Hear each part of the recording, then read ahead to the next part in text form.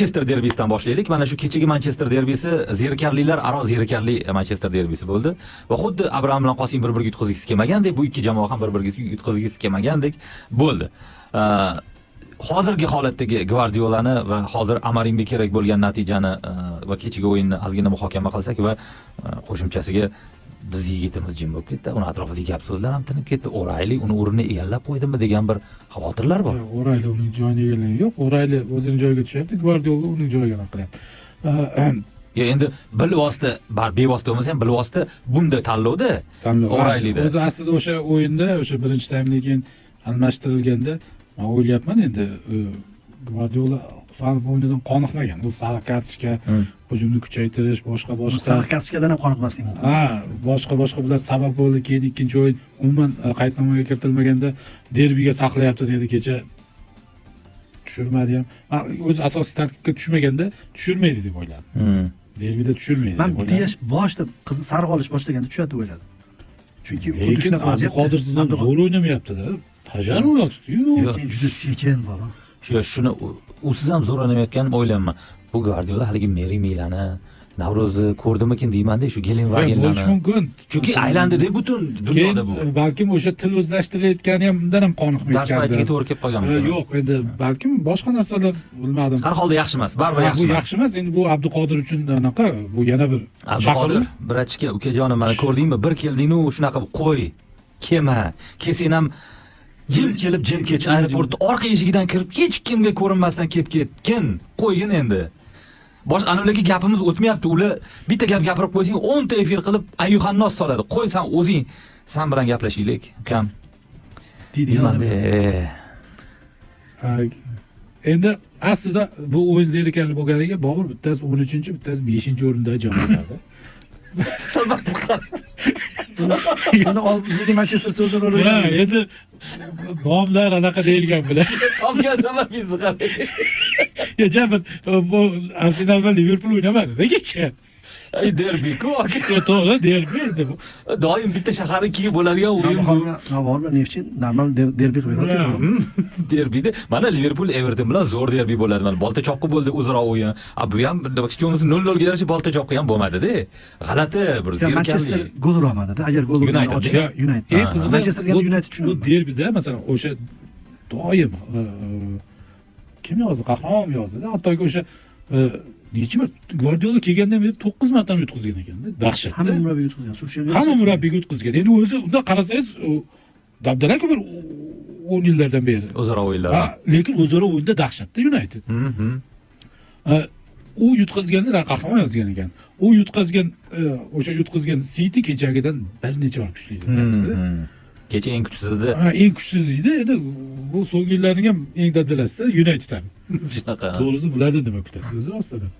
Endi afisha bo'ldi, boshqa bo'ldi. Yo, nomlar dahshat. Bizni yetishmaganiga ham chatoq bo'ldi. Shunga nomlar dahshat endi qarasangiz, De Bruyne boshqa, De Bruyne to'g'risi mana ketadi deyapti, bironta jamoa so'rayotgani yo'q-da. Saudi ham jim bo'lib qoldi hatto. De Bruyne'ni o'zi bunaqa inqirozga tushganini men kecha Lokomovda hamma gapirib tashladi. Anrining gapini gapirishdi, bilsam. Yo'q. Hamma joyda tarjima qilishdi. Anri aytganki, men ko'rgan futbolchilar ichidagi eng aqlli futbolchi, ya'ni aql nuqtai nazaridan, miya nuqtai nazaridan eng deganda keyin Lokomovskiy nomida bir daqiqa u kim bilan o'ynadi, kimlarni ko'rgan? Zidan, endi beryapti. U ham hammasini ko'rgan. Nega unaqa deyapti desa, chunki degan ularda hissiyot bor, qalb bor degan. Bunda faqat aql degan. Ya'ni mozg nuqtai nazaridan to'ppa-to'g'ri dedi. U shu dunyoda faqat ikkita futbolchi to'p bilan juda katta tezlikda ketayotganda qaror qabul qilishda ideal, ya'ni Messi bilan kelasi degan. Messini oldiga mana shu masalada yaqinlashadigan futbolchi yoki teng futbolchi shu masalada De Bruyne degan.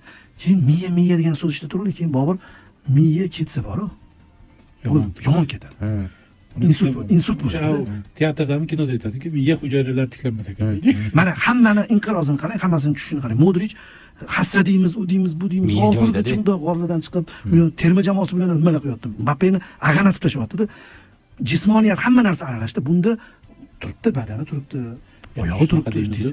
3 yil ketma-ket jarohat bo'ldi-da. 3 yildan beri. Bu jarohatga mavsumning bog'liq katta emas. qismida jarohat bilan o'tkazyapti. Yo'q. Endi shular ham baribir ta'sir qiladi, Ta'sir lekin qiladi miya menimcha. miya asos. uni eng fishkalari yo'q bo'lib yo'q, qoldi. yo'q, miya bilan menimcha o'sha jismoniy holat anaqa ulangan joyi uzilgan. Kelisholmayapti. Ha. Yo, anaqada ham Menimcha ulanibdi-da. O'sha zamikayda bo'lib kech yetib boryapti. Bernardo ham o'zini o'zi Ha, albatta. Bernardo. O'zini o'zi aylanib qarasa odam yo'q. Zeriksa jin nima bo'lib turibdi bor. Umuman Atrofda hech kim yo'q edi. Bernardo katta intervyu berdi. Diyash boru. Diyash hamda kecha bitta vaziyatda o'sha jarima penalti bo'lishiga sal qoldi. U hujumchini kutib olish kerak, hujumchini quvib yurdi. O'zini darvozasiga qarab kelayotgan hujumchini orqasidan keladi. Ya anu U kutib olish kerak. yo anu ardoqlanib tushirilgan Nunez ham bor. Nima qilib tep forishni ham bilmayapti. Umuman bu bitta De Bruyne emas, De Bruyne orqali ko'rsa bo'ladi hammasini. Menimcha kechagi o'yiniga Abduqodir tushiradi. Merimi qilasanmi deydi. Shamsi Jansi qilasanmi deydi. Tamom. Ya, bu bunaqa Hamda futbolchilarni qo'shiqlar ostida tushib keladi. bunaqa degradatsiyaga Gvardiolani o'zini bosimi sababchi emasmi? O'zi eng katta narsa o'sha yanga bilan ajrashgani. Shuni Yo, qaytarish kerak. futbolchilarga ortiqcha baqir-chaqir ortiqcha bosim qilmayaptimi-ki har o'yinda deyapman-da. Bitta zo'r gapirdi. Gvardiola degan katta muammo dedi. De Bruyne orqali bilinib turibdi dedi. Aynan De Bruyne nimaga desa De Bruyne maydondagi Gvardiola edi. O'zi butun yillar davomida chunki u o'zida shu narsani ko'rmaganda. Gvardiola uni ochgan, tushuntirgan. San dunyoda 5 tasan deb turib, rosa quloqiga pichirlab bosib turib yo'q edigan. O'sha boshida kelgan payt. U birinchi bo'lgan De Bruyne shu yerda bo'lgan-ku. Shu ko'rsatib turibdi o'zi. Gap Gvardiolada ham. Gvardiolani ham hech qanaqa rejalar ishlamayotganda, bitta ikkita o'yinlarda yutib qo'yish mumkin edi, lekin Amarim hech narsa bermadi. Kecha gap bo'ldi murabbiyda ham. Amarim o'zi yutdi ham. Boshdan Amarim pachaqlab berdi. Sportingda to'g'ri birdan yutib kelgan. Hali yutqizmadi. Keyin birinchi o'yinni ham yutdimi, durang o'yini. Yutqizmadi hali xullasda Manchester United. Kelgandan beri yutgan Sporting bilan to'g'ri Chempionlar Ligasida. Shuning uchun Amarimga hozirgi Gvardiola uncha muammo ham bo'lmayapti. Va bo'lib ham Manchester United futbolchilari 13-o'rinda borsa ham oyoqqa turgan paytida, sal yugurib turgan paytda boshqa keyin Old Trafford yugurtiradi, o'qilib. Cityda bu davom etib yotdi-da, borgan sari. Borgan sari yomonlashib boryapti. Bu Husanovda emas gap, hammada bo'lib yotibdi-da. Mana misol uchun hozir men Husanovdan umuman xavotir olmayapman. Bu aniq tushadi hozir aytgandek bor-ku, bu jamoada biror futbolchi o'rnini yo'qotib qo'ymaydi-da. Chunki men kecha ko'rgan bo'lsangiz, Sport uzmi berdi, butun nashrlar, o'sha Manchester Cityga oid bo'lgan nashrlar 3 ta futbolchini nima uchun asos tarkibda tushirmadi deb turib oyoqxondan solyapti-da. Bu Savinho, Grealish yaxshi o'ynagan o'tgan gal, 10-chi bo'lib o'ynagan. Qanotda o'ynamagan. O'rtada endi qanotda ham bo'ladi-yu baribir.